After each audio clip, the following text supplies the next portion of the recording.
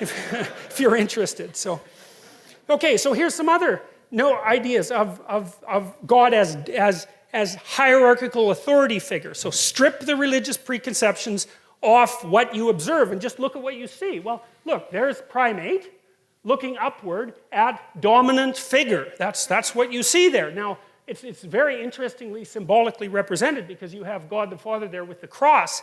And I think what that means, as far as I can tell, is that there's a recognition there in the image that the person who's most dominant is the one who's, or has the most authority, is the one who's voluntarily accepted the suffering that's part of being.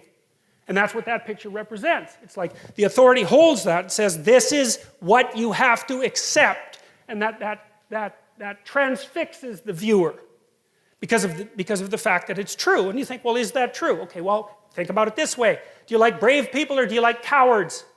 Well, that's pretty straightforward. And what's the ultimate act of bravery? It's to come to terms with the fact that you're mortal and limited and to live forthrightly regardless. Well, obviously, that's at the core of what's admirable. And why would we presume that that's not the case?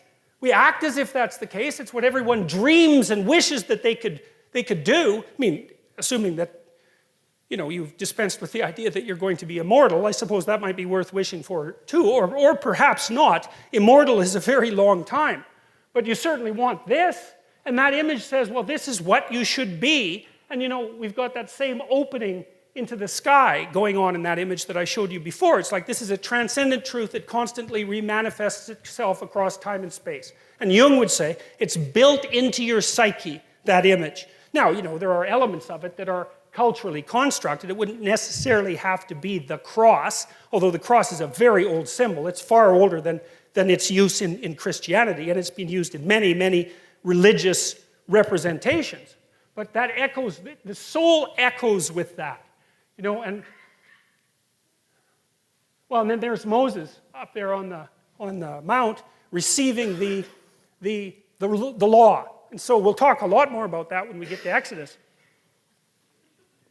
But if we get to Exodus. So, well, look, where does it happen? Well, on a mountain. Well, that's a pyramid. That's up, right? That's up. It's up in the stratosphere. It's up in the sky where you look upward, okay?